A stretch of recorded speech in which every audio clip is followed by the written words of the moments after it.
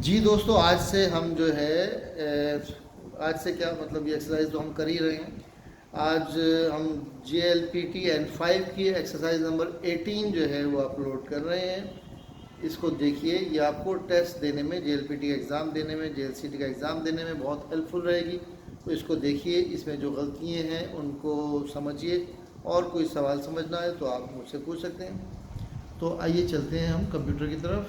Question number 1 है हाहा वा इक्का गेत्सु डैश इक्काई ब्योइन ए इकीमस।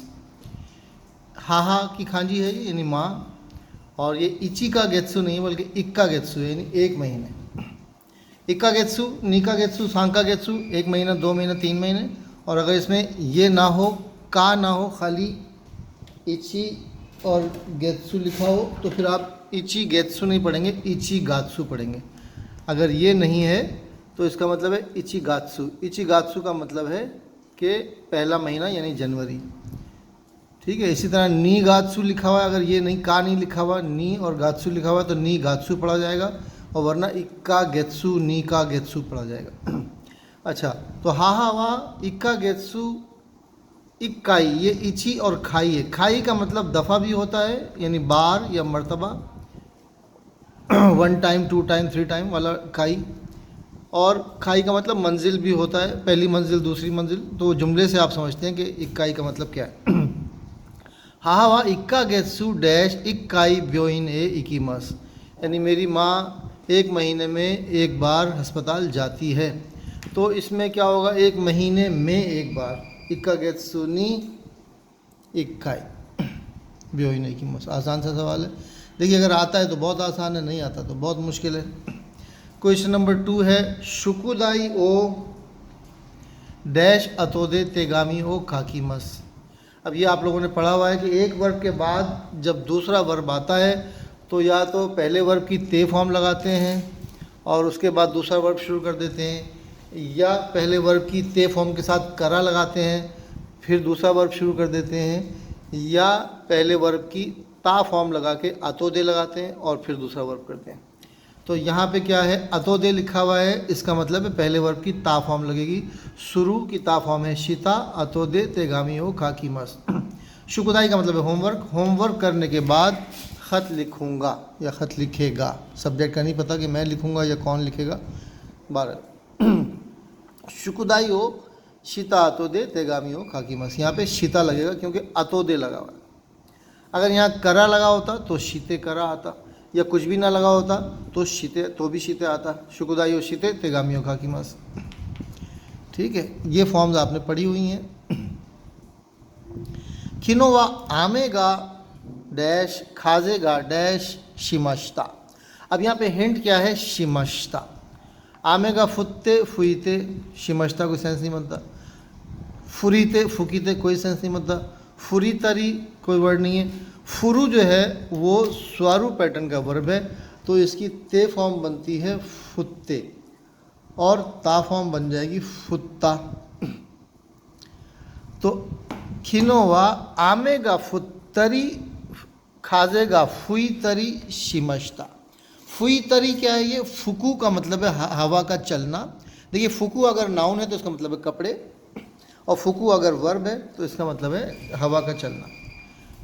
तो खाजेगा फुई तरी शिमश्ता, फुकू की ते फॉर्म फुईते बनेगा और ता फॉर्म फुईता बनेगी, तो फुई तारी शिमश्ता। ठीक है, क्वेश्चन नंबर 4 है कोनो रियो रिवा ग्यू निकू बुता निकू ओ उत्सकाई मस। अच्छा, अब इसमें देखें इसका मतलब क्या, ये डिश जो है ग्यू निकू मतलब बीफ, बुता निकू पोर्क इस्तेमाल किया करेंगे। ठीक है, इस डिश में बीफ या पोर्क इस्तेमाल करेंगे। अब यहाँ पे क्या लगेगा, गा लगेगा, तो गा का तो कोई सेंस ही नहीं है।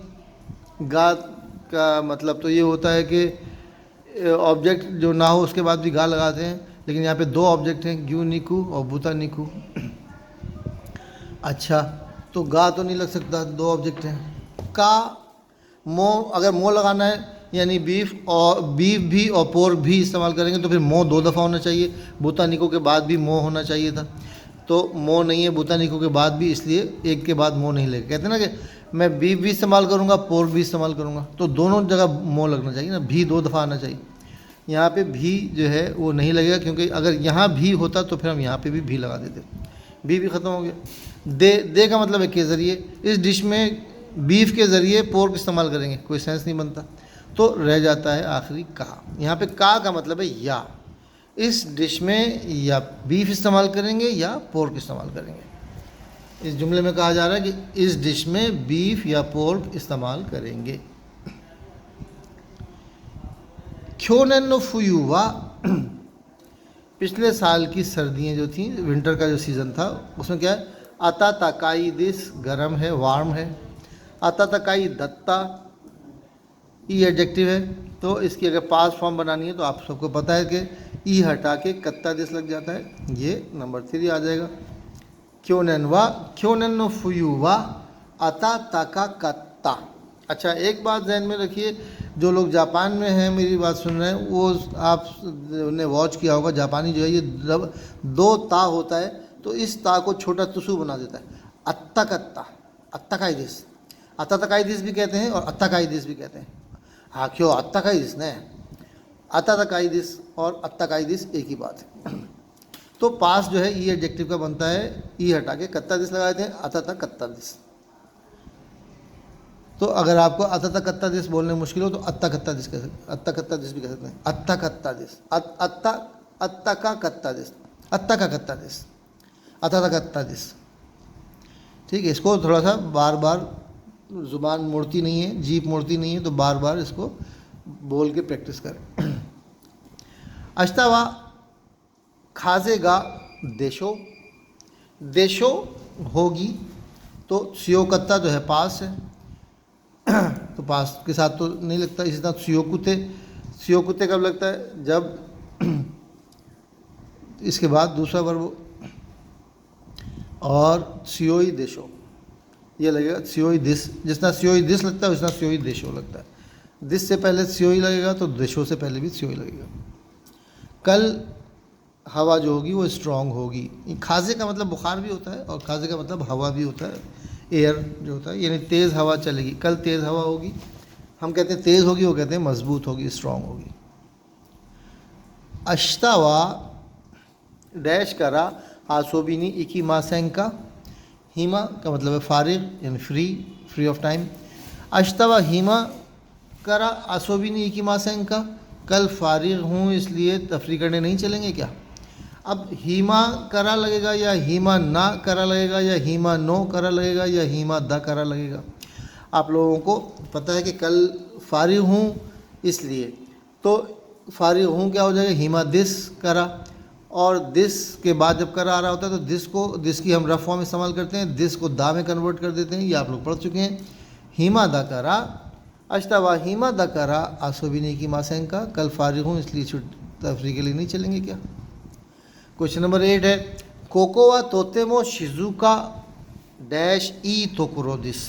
तोकुरो का मतलब जगह, यहाँ बहुत पुरसुकून, शिजुका का मतलब शांत पुरसुकून, ई तोकुरो दिस ये यहाँ बहुत पुरसुकून और अच्छी जगह है। ई जो है वो आखिर में ई आ रहा है तो ई एडजेक्टिव है, ई का मतलब होता है अच्छी, गुड, ओके, तो ई जो है वैसे ही ई एडजेक्टिव है, इसके आखिर में ई आता है इसलिए। लेकिन हमें यहाँ पे 2 एडजेक्टिव आ रहे हैं, शिजुका और ई, तो हमें बाद वाले एडजेक्टिव को हमें नहीं वॉच करना होता, हमें ये देखना होता है कि बस 2 एडजेक्टिव हैं तो पहला एडजेक्टिव कौन सा है। पहला एडजेक्टिव शिजुका है यानी ना एडजेक्टिव है, तो जब 2 एडजेक्टिव को मिलाते हैं और लगाने के लिए हम क्या करते हैं, शिजुका दे लगा देते हैं। अगर पहला एडजेक्टिव ना एडजेक्टिव है तो उसके बाद दे लगा देते हैं। कोकोवा तोतेमो शिजुका दे ई तोकोरो दिस। क्वेश्चन नंबर 9 है, दोन्ना इरो सुकी दिस का। तो ये हम आपको पढ़ा चुके हैं बहुत पहले ही कि सुकी, खिराई, इया, जोजू, हेता, होशी, ये जो सारे अल्फाज हैं, इनसे पहले जब ऑब्जेक्ट आता है तो ऑब्जेक्ट के बाद गा लगाते हैं, सब्जेक्ट के बाद वाह, ऑब्जेक्ट के बाद गा। मिसाल के तौर पे मुझे साइकिल चाहिए तो हम मुझे नहीं कहेंगे बल्कि मैं कहेंगे वतशी वा जितेंशा गा होशी दिस। जितेंशा ऑब्जेक्ट है और उसके बाद होशी आ रहा है तो ऑब्जेक्ट के बाद गा लगा देंगे। तो दोन्ना इरोगा सुकी दिस्का, कौन सा कलर पसंद है। याद रखिए कि सुकी से पहले जब भी कोई ऑब्जेक्ट आता है तो उसके ऑब्जेक्ट के बाद ओ नहीं लगाते या वा नहीं लगाते, गा लगाते। दोन्ना इरोगा सुकी दिस्का। नंबर 10 में ये खाइशा की कांजी है। खाइशा ए डैश माए नी गिंको ए इकी मश्ता, कंपनी जाने से पहले बैंक गया था। जाने से पहले माए नी, आपने पढ़ा हुआ है कि माए नी से पहले क्या लगता है, वर्ब की रेगुलर फॉर्म लगती है। खाइशा ए इकू माए नी गिंको ए इकी मश्ता, कंपनी जाने से पहले बैंक गया था। ठीक है, तो ये आपके जो है वो क्वेश्चन नंबर एक्सरसाइज नंबर 18 हो गई। ये सब इसके वो दिए हुए हैं, खांजीज वगैरह दिए हुए हैं और इसका लिंक भी मैं डिस्क्रिप्शन में डाल दूंगा। ये आपके आंसर्स हैं, इनको आप टैली कर सकते हैं चाहें तो। क्वेश्चन नंबर 1 का 3 है और क्वेश्चन नंबर 10 का 4 है।